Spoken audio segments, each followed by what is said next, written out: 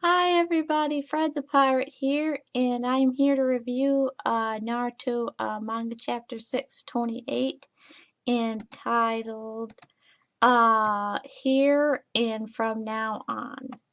So, before we get to the review of this week's chapter, since I didn't cover a review last week's chapter, I'm just going to give a brief synopsis of what happened. Um, Last week's chapter. So, in last week's chapter, we finally finished up the flashbacks and we got them over with. And honestly, like I said a couple times, like the flashbacks, I think they took like way too much time for what we learned in them. So we finished the flashbacks. Sasuke made his decision and he decided to ally himself with the resurrected Hokages to fight Madara and Obito, for the sake of for his brother's sake, so that he could save the ninja world and the village, for um Itachi's sake, so that way Itachi didn't sacrifice himself in vain. Um and Orochimaru pretty much just decided to go with Sasuke because, he thinks Sasuke's awesome, or at least that's kind of how it was described. I imagine uh Orochimaru probably has some type of ulterior motives, but I imagine those are yet to be seen. And I think so far it's kind of being hidden under the veil that he's just being like a Sasuke fanboy. So, although who knows, like maybe he could just literally be a Sasuke fanboy the way like Kabuto was like an Orochimaru fanboy. So maybe that's all there is to it. But like if there is, that's kind of like weird considering like how evil and how important of a villain he was. Um, and Jugo reluctantly, not really reluctantly, Jugo decided to go with Sasuke and help him out. Um, Karine shows up and she ends up forgiving Sasuke for stabbing her because like she's a psycho. Um, and Sugetsu's kind of trying to figure a way to get the hell away from all these people because, like, Sugetsu, knows he's dealing with Madara and Obito and like in the Jubi, and he doesn't want anything to do with that. So he's trying to figure out a way to get away from all these people because he doesn't give a shit. So, like, he doesn't want to get involved. Um, so pretty much all of them by the end of chapter 627 they make their way to the battlefield, and that's where this week's chapter starts. And in this week's chapter we pick up right with Naruto fighting Obito and Toby, and like in we see I think Madara, I think it's either Madara or Obito, just slinging this huge ass fireball at Naruto, and they're causing a bunch of destruction. And I think Naruto manages to, use his nine-tailed cloak that he's used on all of the people in the battle to keep them, safe. But it's a really small margin of safety. But um, still a really cool battle scene. And we see, we cut to certain members of it. We cut to Sakura kind of being concerned about Naruto's safety. And she's kind of concerned that, putting the nine-tailed cloaks on everybody, and giving everybody his chakra, might be putting a lot of strain on him. So she's kind of concerned about that, as his friend and teammate. Um, so we cut to her. And obviously because of the huge ass fireball thing that happened, we cut to Choji, who mentions, he's really glad that Naruto had his cloak on him, or else he'd be like a roasted pig if, Naruto wasn't, being awesome.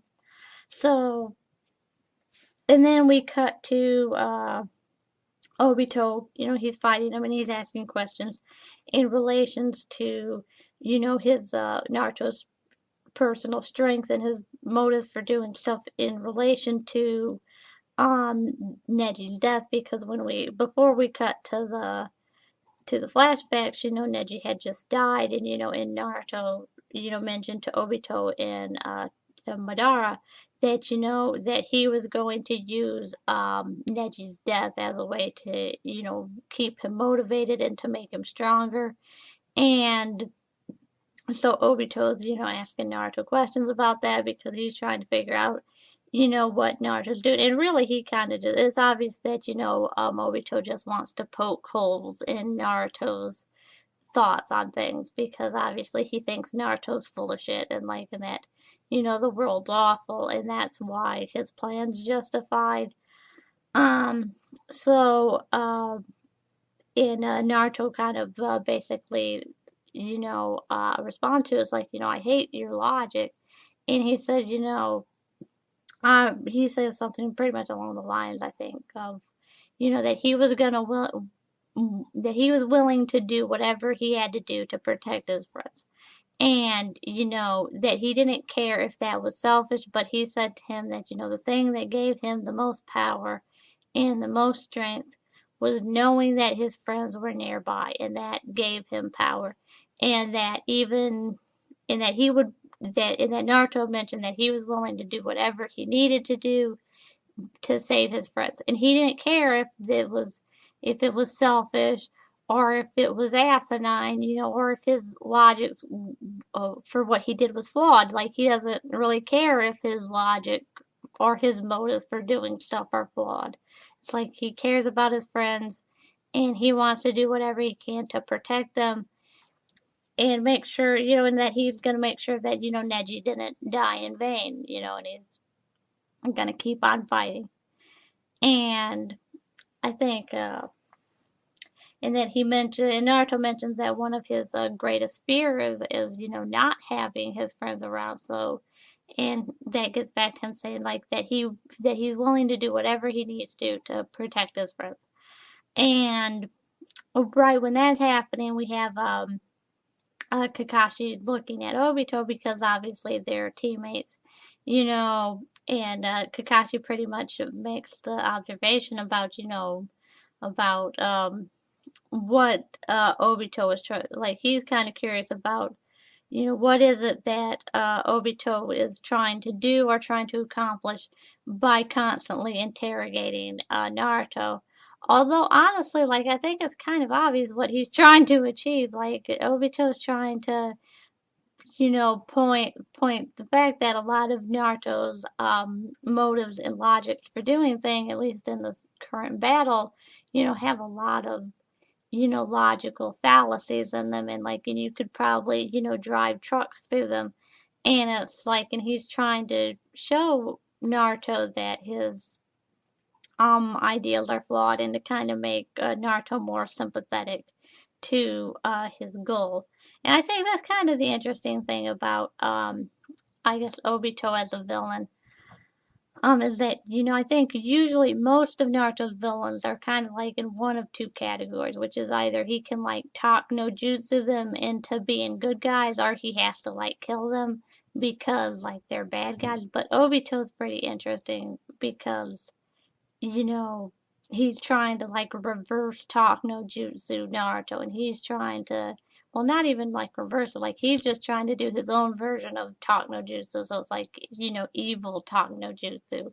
So I guess it's kind of interesting to see Naruto facing a villain that at least has no issues with taking one of Naruto's strongest jutsus and using it against him.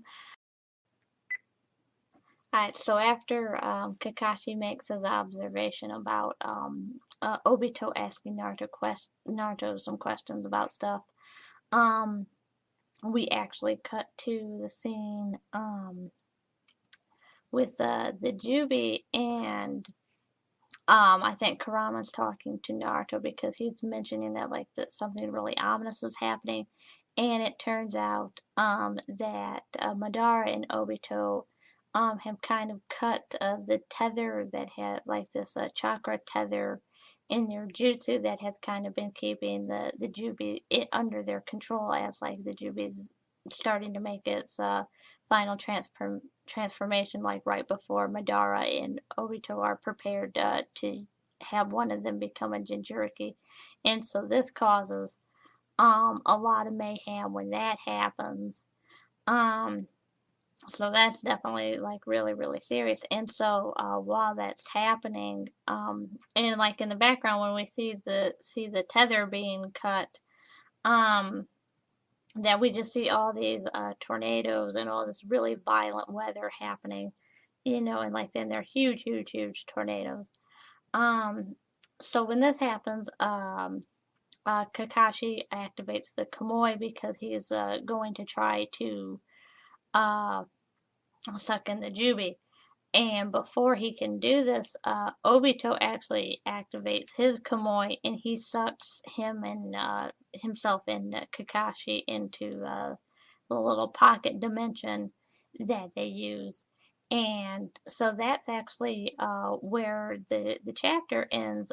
So uh, the Jubi's in its it seems like the Jubi's in its final chakra mode. So the battle's really getting intense and stuff's getting really, really serious. And then obviously, Obito has just kidnapped Kakashi, so that's where that ends. And so definitely a really interesting chapter. Yeah, so again, a really interesting chapter. It was definitely really nice to get out of the flashbacks and start getting back to, the battle, and really more important stuff to the story. Like the flashback gave us a little bit, but I think it was that was important story. But like again, not enough to justify like 4 or 5 chapters. Um, so it was really good to get back in the thick of things.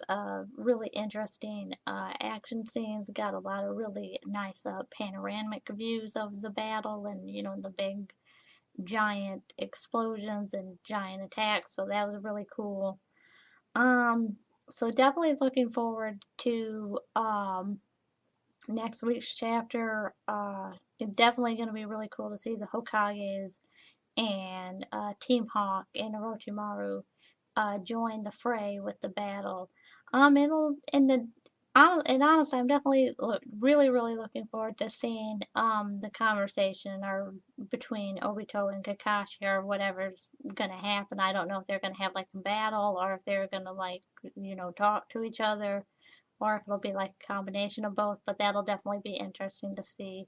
So, with that said, this has been a review of Naruto Manga Chapter 628, and I'd love to hear what your guys' thoughts on this week's chapter was. So make sure to comment, rate, and subscribe, and I'll see you guys again next time.